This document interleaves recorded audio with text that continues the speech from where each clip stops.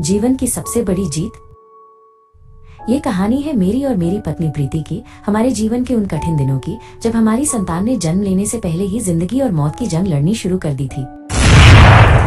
हम 7वें महीने की प्रेगनेंसी चेकअप के लिए टांडा मेडिकल कॉलेज कांगड़ा गए थे।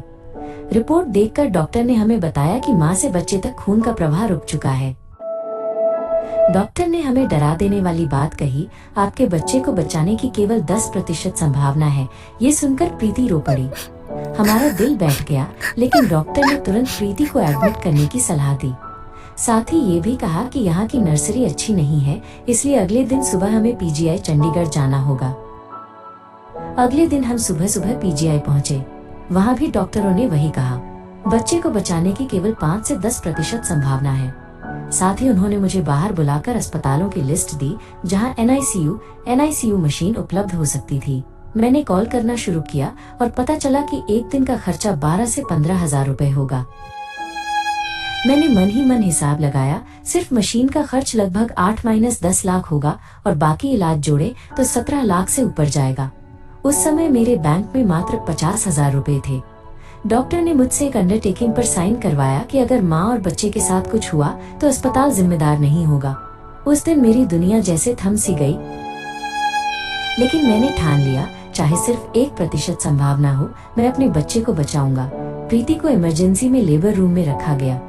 लगातार ग्लूकोज और इंजेक्शन की बोतलें 24 घंटे चलती रहीं। कई बार उसे 1-2 अन्य मरीजों के साथ बेड शेयर करना पड़ा। ये उसके लिए बेहद कठिन समय था। डॉक्टर हर रोज मुझ पर दबाव डालते कि बाहर से एनआईसीयू मशीन की व्यवस्था करूं। इसी तनाव में 15 दिन बीत गए।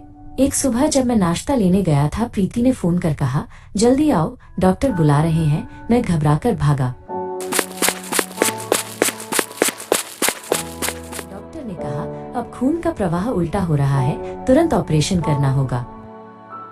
उन्होंने साफ कह दिया, बच्चे का वजन बहुत कम है, जन्म के तुरंत बाद एनआईसीयू मशीन चाहिए, वरना बच्चा नहीं बचेगा। पीजीआई में एनआईसीयू मशीनें थीं, लेकिन सब बुक थीं। मैंने रिश्तेदारों, नेताओं और दोस्तों तक को कॉल किए। फिर हमें खबर मिली, लड़का हुआ है। हम सब खुश हुए, लेकिन खुशी अधूरी थी। डॉक्टर बार बार कह रहे थे, एनआईसीयू मशीन तुरंत चाहिए, वरना बच्चा ज्यादा देर जिंदा नहीं रह पाएगा। बच्चे का वजन सिर्फ 900 ग्राम था। ये सुनकर हमारा दिल कांप गया। कई डॉक्टरों ने हमें बाहर का एनआईसीयू लेने के लिए कहा। एक डॉक्टर ने तो एम्बुलेंस तक बुला ली और मुझे डिस्चार्ज लेने के लिए दबाव डालता रहा। लेकिन मेरा दिल कह रहा था, मैं अपना बच्चा पीजीआई से बाहर नहीं ले जाऊंगा। आखिरकार एक नेकदिल डॉक्टर ने मुझे भरोसा दिलाया, हम यहाँ ही कोशिश करेंगे।